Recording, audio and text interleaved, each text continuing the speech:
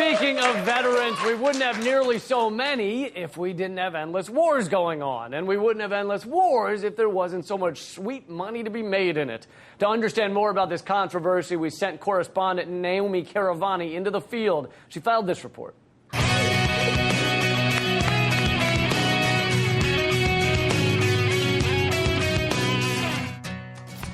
The mainstream media rarely mentions that American-made weapons are being used by foreign governments to kill innocent people.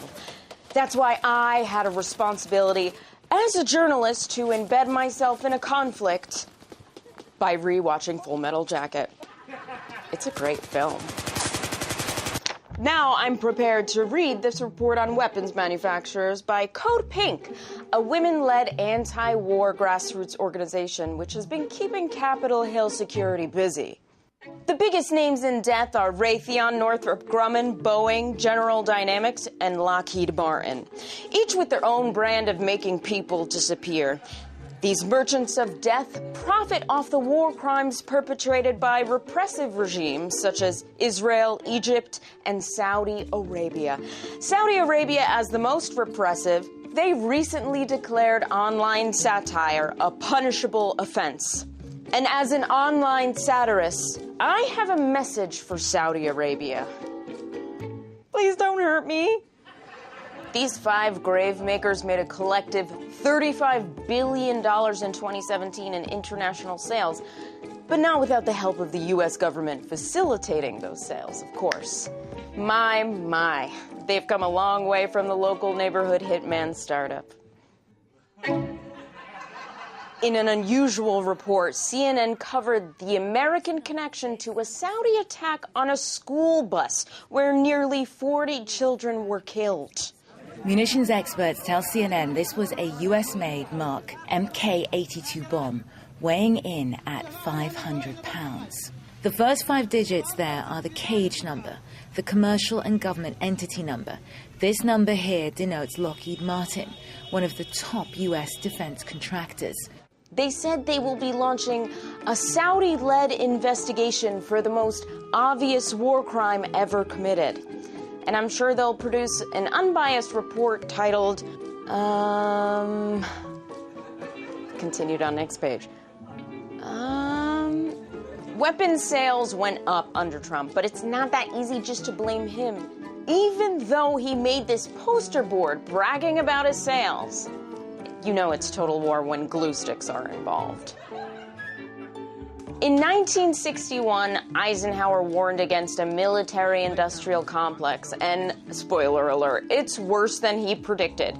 The Bush administration used the first Gulf War in 1991 as a showcase for the destructive power of U.S. weapons.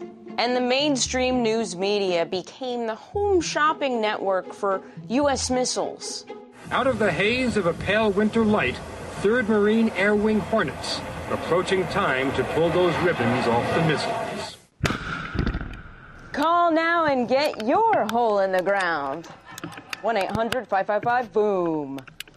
Then, in 2001, under Bush II, the 17-year war on terror began, and weapons sales increased, as they did under Obama.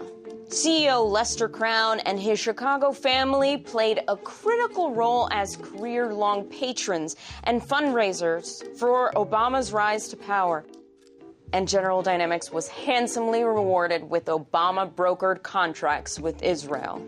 Then General Dynamics Mk-84 bombs appeared in Israel's 50-day siege of Gaza in 2014, which left 2,000 Palestinians killed. Raytheon's laser-guided paveway bombs also appeared, as did GBU-28 bombs, Boeing small-diameter bombs, Lockheed Martin F-16 warplanes, and Boeing's Apache helicopters equipped with Northrop Grumman longbow missiles.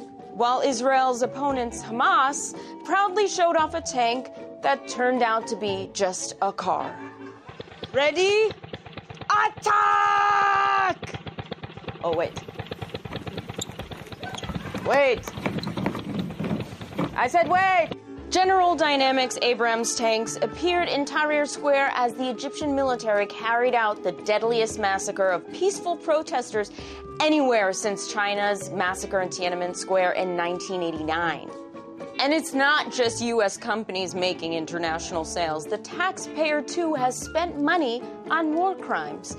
We can actually track your individual donation. A Hellfire missile hit an ambulance packed with women and children in Lebanon in 1996.